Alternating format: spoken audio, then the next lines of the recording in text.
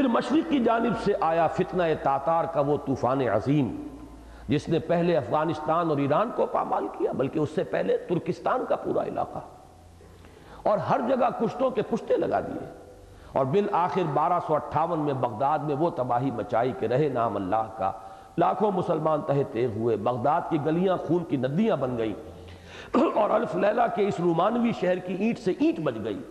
اور بعین ہی وہ کیفیت پیدا ہو گئی جو کم و بیش 2000 سال قبل بخت نصر کے حملے سے بیت المقدس کی ہوئی تھی۔ نتیجتاً زوال ملک مستعصم امیر المومنین کے ساتھ ہی خلافت عباسی کا ٹمٹماتا ہوا چراغ بالکل گل ہو گیا،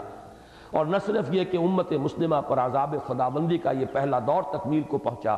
بلکہ کم از کم امیین کی حد تک تو ان تتولوا یستبدل قوما غیرکم کی وعید بھی پوری ہو گئی۔ یہ سورہ فتح کی سورہ محمد کی آخری آیت ہے صلی اللہ علیہ وسلم۔ یہ بات پہلے ہی کہہ دی تھی اللہ نے کہ اگر تم پیٹھ دکھاؤ گے،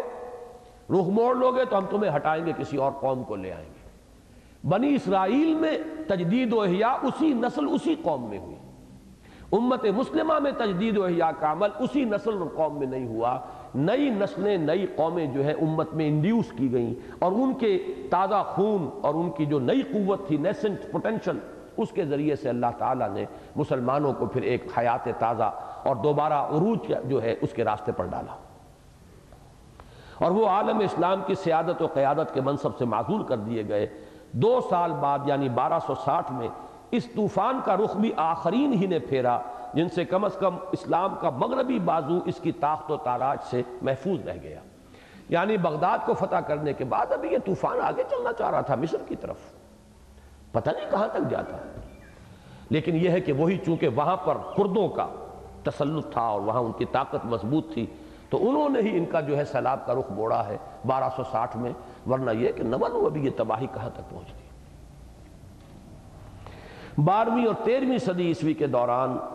عالم اسلام کا قلب بعین ہی وہی نقشہ پیش کر رہا تھا جسے دیکھ کر کبھی حضرت عزیر علیہ السلام کی زبان سے بے اختیار یہ الفاظ نکل گئے تھے کہ انا یحیی ھذہ اللہ بعد موتہا، لیکن پھر امت مسلمہ کے لیے بھی اللہ تعالیٰ کی وہی شان ظاہر ہوئی جس کا ظہور بنی اسرائیل کے حق میں ہوا تھا، یعنی ثم رددنا لکم الکرۃ علیہم وامددناکم باموال وبنین وجعلناکم اکثر نفیرا،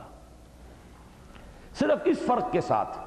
کہ چونکہ سابقہ امت مسلمہ ایک ہی نسل پر مشتمل تھی، لہذا اس کی نشأت ثانیہ کا یہ عمل بھی لامحالہ اسی نسل کے اندر واقع ہوا، لیکن امت محمد علیہ صاحب صلاۃ والسلام کے معاملے میں یہ مجبوری نہ تھی، لہذا یہاں تجدید ملت کا یہ کام آخرین کی مختلف اقوام سے لیا گیا۔ چنانچہ نہ صرف یہ کہ خود انہی ترکان چنگیزی کا بڑا حصہ اسلام لے آیا،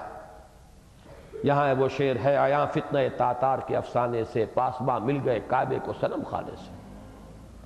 جن کے ہاتھوں عالم اسلام پر ہولناک تباہی آئی تھی،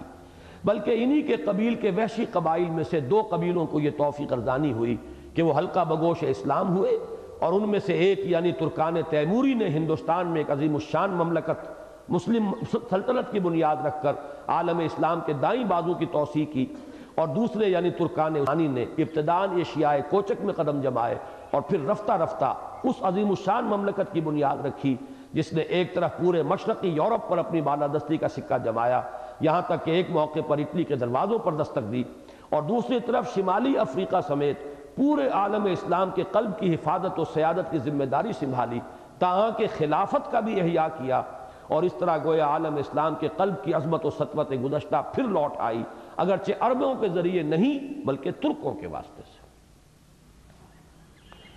قدرت کے کھیل بھی عجیب ہیں،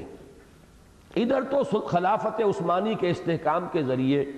عالم اسلام کے قلب میں گویا کہ ملت کی نشأت ثانیہ ہوئی، یہ ملت کی نشأت ثانیہ ہے، مسلمانوں کی نشأت ثانیہ، اسلام کی نہیں۔ وہ دور خلافت راشدہ نہیں لوٹ کر آیا، وہ تو اپنے ایک زوال کے ساتھ چل رہا ہے ابھی،